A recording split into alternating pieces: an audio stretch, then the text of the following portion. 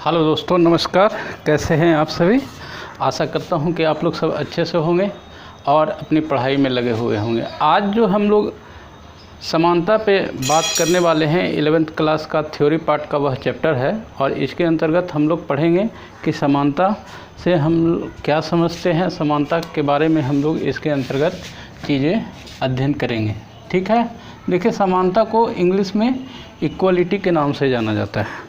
किस चीज़ के नाम से जाना जाता है? इक्वलिटी के नाम से जाना जाता है। और यह जो है वह फ्रेंच या लैटिन दोनों शब्दों से यह बना हुआ है, जिसमें इक्वालिस,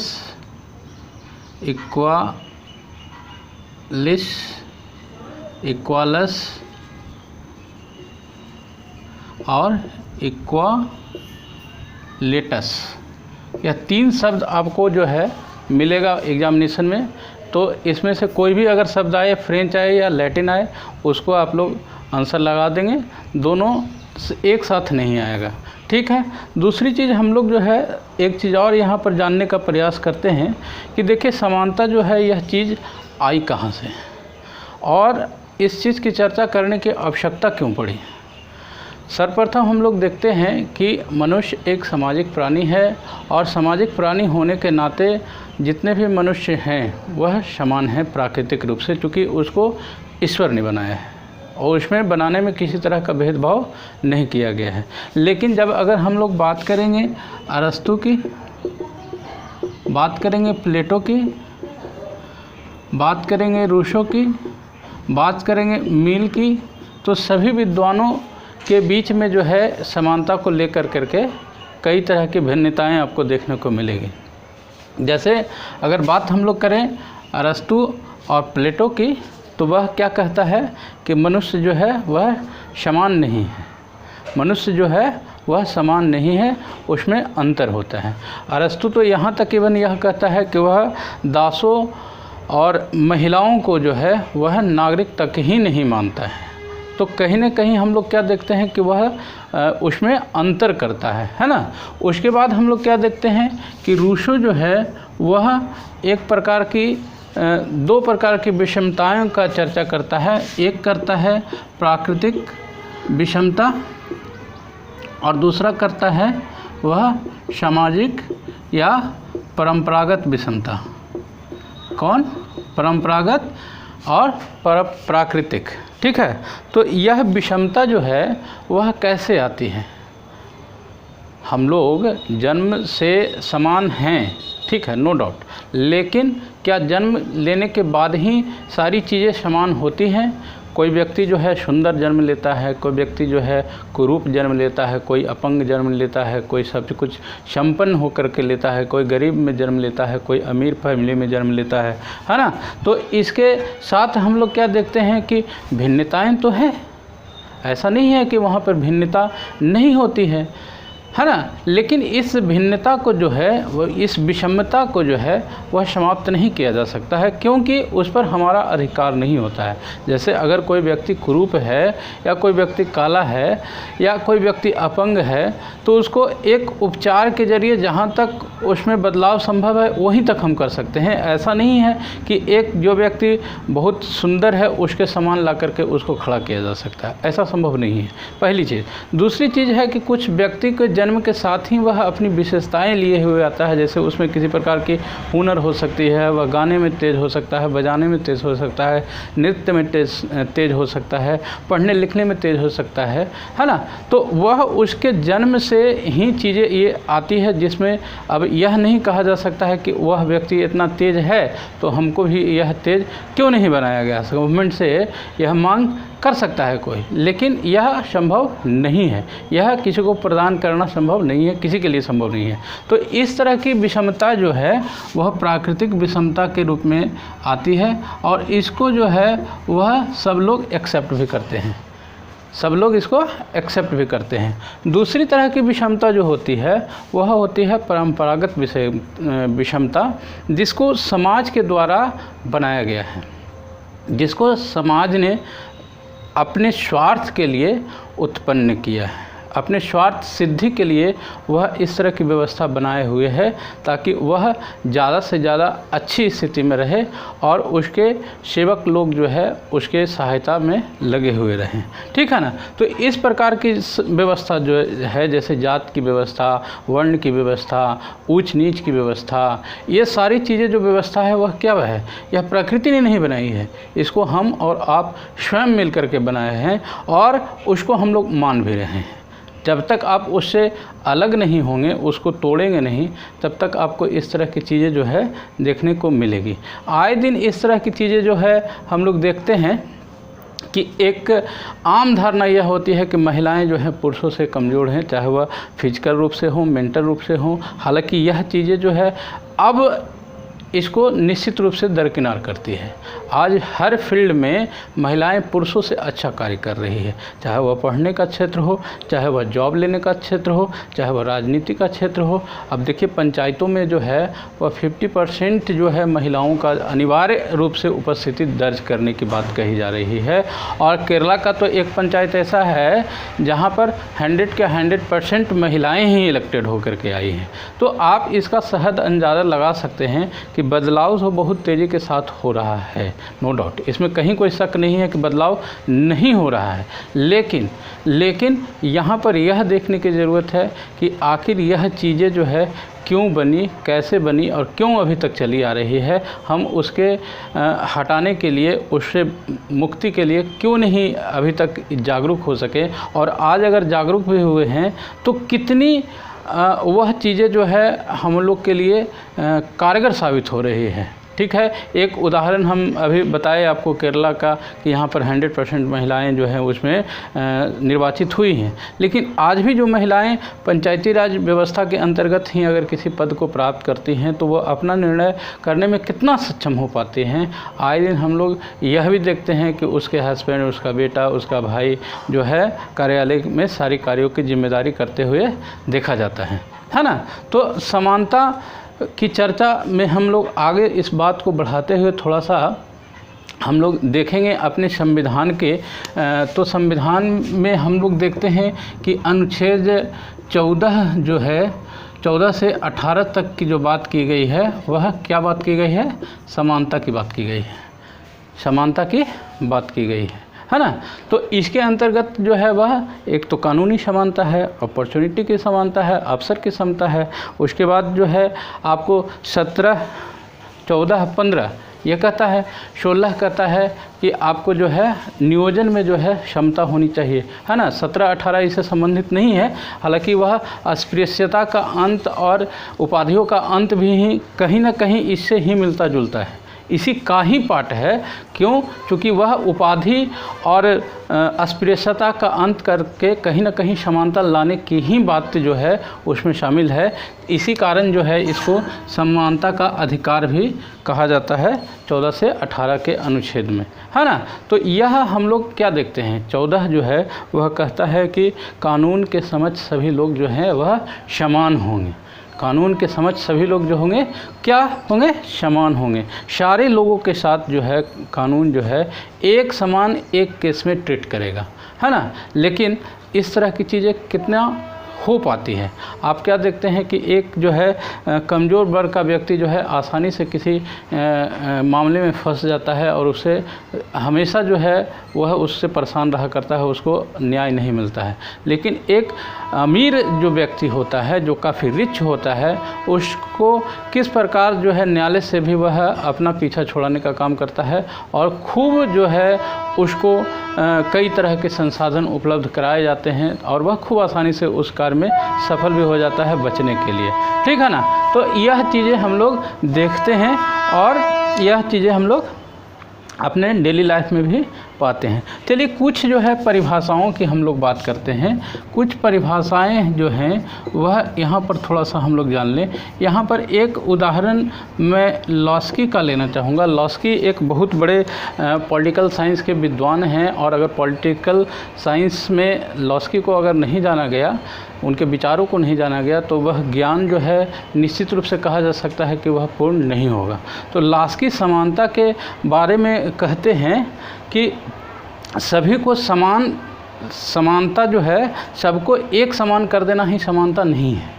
क्या है? सबको समान कर देना ही समानता नहीं है, बल्कि समान अवसर उपलब्ध कराना ही जो है वह समानता है। उसको अवसर दीजिए, ये नहीं कि जो जिसकी जितनी योग्यता है उसके ज़्यादा उसको बराबर करने के लिए जो है एक समान ला दीजिए तो वही समानता है, ऐसा वो नहीं कहते हैं। वह एक और बात कहते हैं कि जो है किसी को इतनी भी स्वतंत्रता नहीं होनी चाहिए कि वह अपने पड़ोसी से आगे निकल जाए और उस पड़ोसी को नागरिकता भी न मिले। तो वह समानता किस प्रकार देना चाहते हैं? आप में जितनी एबिलिटी है, अवसर आपको समान दिया जाएगा, आपको बढ़ने का अवसर दिया जाएगा, आपको पढ़ने का अवसर दिया जाएगा, आपको अपने डेवलपमेंट करने का अवसर दिया जाएगा, ये सारी चीज़ें आपको दी जाएगी।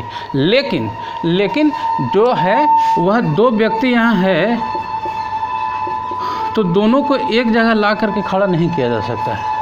समानता यह नहीं है कि यह व्यक्ति इतना है तो इसको भी खींच करके यहाँ तक हमको लाना ही लाना है। अगर आपके पास योग्यता है तो आप इसके साथ ही जा कर के आप कर सकते हैं। उसी प्रकार और जो है एक मैं परिभाषा यहाँ पर लेना चाहूँगा, वह जी है मिल का है। जेम्स मिल की एक परिभाषा है, वह लिखते हैं कि सबके विचार समान नहीं हो सकते, सबके विचार समान नहीं हो सकते हैं, इसलिए सबको समान बनाया नहीं जा सकता है। अब देखिए यहाँ पर यह निगेटिव बात कर रहे हैं और यह ठीक भी है, कहीं हद तक यह ठीक भी है कि सबको समान नहीं बनाया जा सकता, लेकिन यह कह कर के पल्ला झाड़ लेना तो जो स्थिति बनी हुई रहेगी वही बनी रहेगी, उसमें किसी प्रकार का कोई परिवर्तन नहीं होगा, है ना। तो फिर जो है जो व्यवस्था अभी बनी आ रही है या पहले थी, जो अभी सुधार हुए हैं वो सुधार कभी नहीं हुए होते। लोक कल्याणकारी जो व्यवस्थाएं हैं वह नहीं चल रही होती, वह नहीं चलती, है ना। तो इस तरह की कुछ परिभाषाएं भी जो है हम लोग देखेंगे। और उसके बाद जो है हम लोग थोड़ा सा बात करेंगे फ्रेंच रिवॉल्यूशन की। किसकी बात करेंगे? फ्रेंच रिवॉल्यूशन की बात करेंगे। देखिए यह जो विचार जो है वह कहाँ से आया है? वह फ्रेंच रिवॉल्यूशन या फ्रांसीसी क्रांति जो हुई 1789 में, वहाँ से आई है। वहाँ से 3 शब्द जो है वह निकले हैं। 3 शब्द क्या है? पहला है स्वतंत्रता,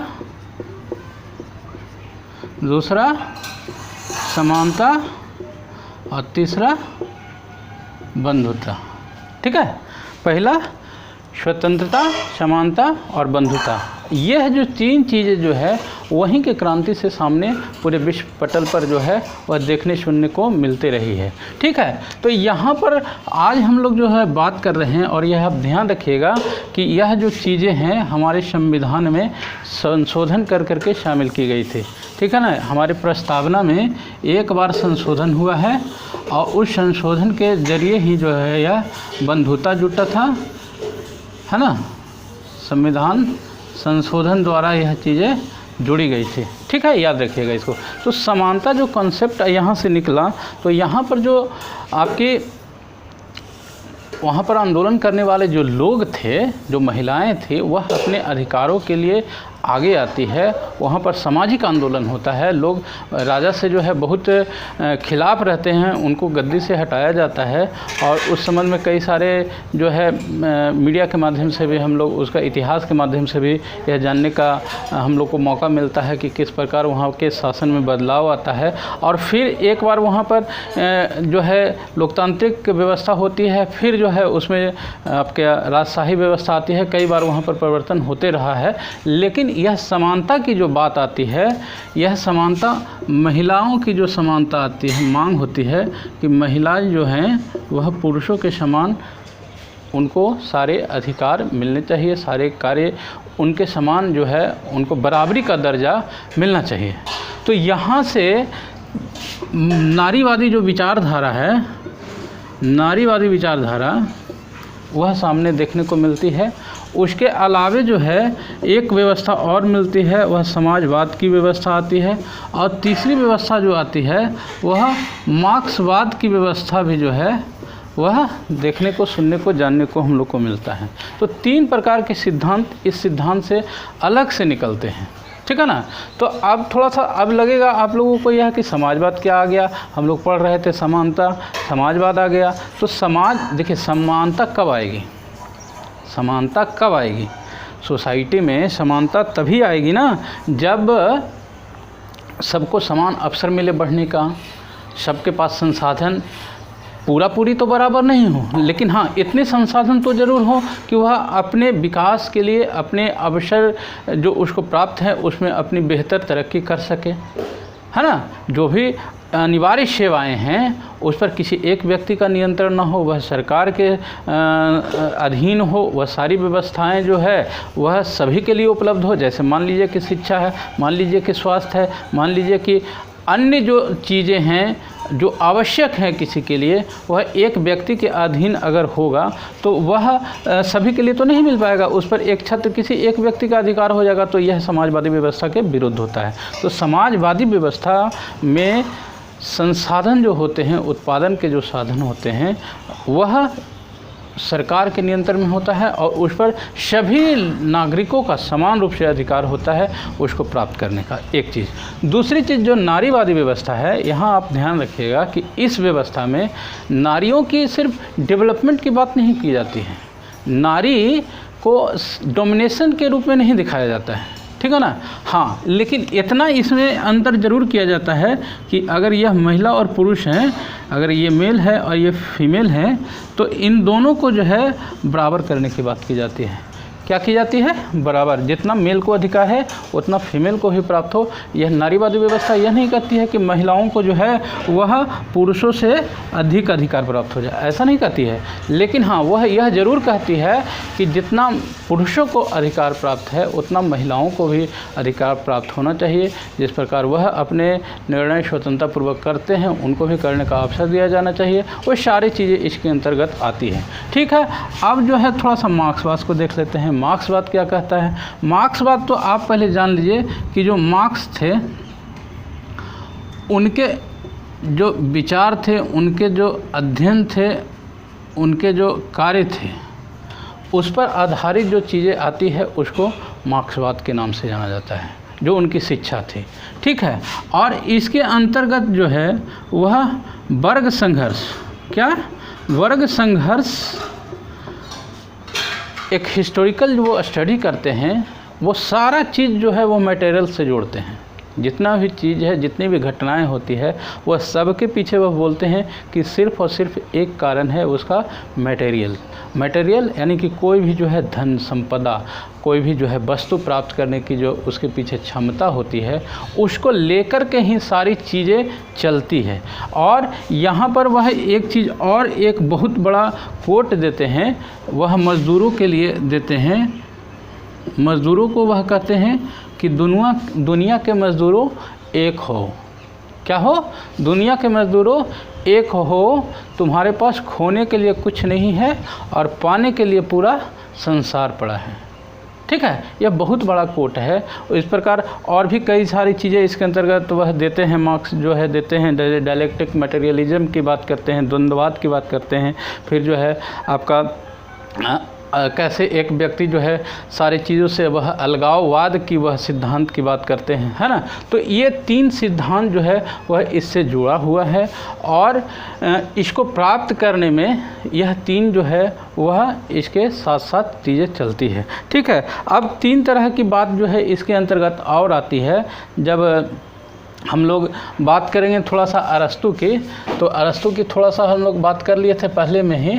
अरस्तु कहते हैं कि किसी भी देश में, किसी भी राज्य में जो है विषमता जो होती है ना, वह विषमता ही किसी क्रांति के लिए जो है वह सिद्ध होती है। वहाँ पर जो भी रिवॉल्यूशन होता है, जो भी रिवॉल्ट होता है, उसके पीछे वह चीज़ें जो हैं क्या है, उसके पीछे मूल कारण विषमता ही है। और मैं बताया था कि विषमता जो है दो प्रकार की जो है वह प्राकृतिक विषमता और एक परंपरागत विषमता की मैंने बात किया था, ठीक है ना। तो वो विषमताएं जो है उसके कारण होती हैं, ठीक है। आगे जो है हम लोग थोड़ा सा बात करेंगे, वह बात करेंगे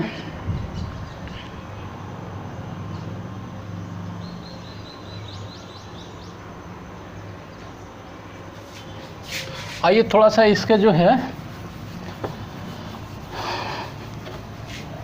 कैटेगराइजेशन कर लेते हैं, वह कितने प्रकार का होता है उसके बारे में थोड़ा सा हम लोग बात कर लेते हैं। ठीक है, अब समानता को देखिए, दो तरह में इसको बांटा जाता है। कितने तरह में बांटा जाता है? दो प्रकार में बांटा जाता है। पहला एक है फॉर्मल और दूसरा जो है वह सब्सटेंटिव। ठीक है, इसको हिंदी में जो है बोलते हैं औपचारिक, इसको बोलते हैं तात्विक, पहली चीज़। ठीक है,